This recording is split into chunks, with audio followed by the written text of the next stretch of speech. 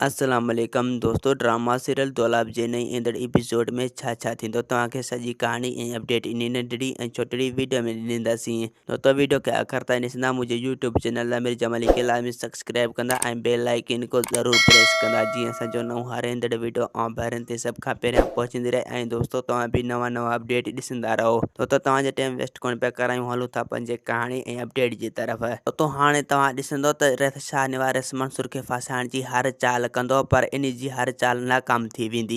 Race Mansoor इन जे अॻियां कॾहिं बि न झुकंदो। रेस मंसूर खे चवंदो त तूं इन नाजाइज़ जो फ़ाइदो न वठ, तूं इन नाजाइज़ जो असांखे बदिलो ॾे। रेस मंसूर चवंदो त मां इन नाजाइज़ जो तव्हांखे हरगिज़ बि बदिलो न ॾींदुसि, छो जो मूं अहिड़ो गुनाह ई नाहे कयो। रेस शाहनवाज़ चवंदो त अगरि तूं इन जो बदिलो न ॾींदे त पोइ तूं मरंदे। रेस मंसूर चवंदो त तोखे जेको करिणो आहे भले करे वठ, तूं भले मूंखे मारे छॾ। ऐं ॿिए पासे रेस मंसूर अमा साइण खे चवंदो त इहो रेस शाहनवाज़ यानी जाफ़िर इहो मूंखे बदनाम करणु पियो चाहे, उन जे करे मुंहिंजे ओताक ते आयो हुयो ऐं मूं एनो गुनाह ई नाहे कयो जो मां उन्हनि खे बदिलो ॾियां।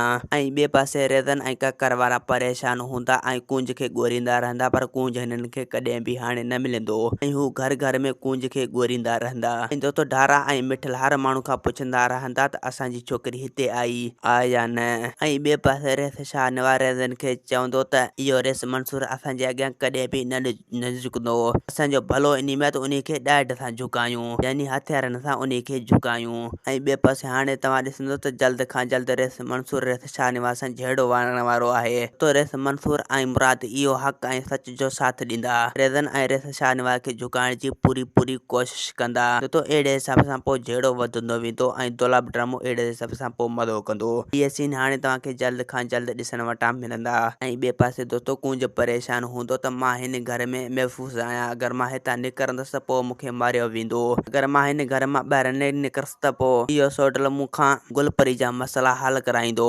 ऐं ॿिए पासे ककर पंहिंजे माउ पीउ मथां कावड़ कंदो त तव्हां छोरी खे ॿाहिरि छो छॾियो ऐं छाजे करे छॾियो। ककर जी माउ ककर खे चवंदी त घर में गाह न हुई ॿकरियुनि लाइ, उन जे करे गाह करण वई हुई, असांखे ख़बर न हुई त ही अहिड़ा मसइला असां लाइ पैदा कंदो।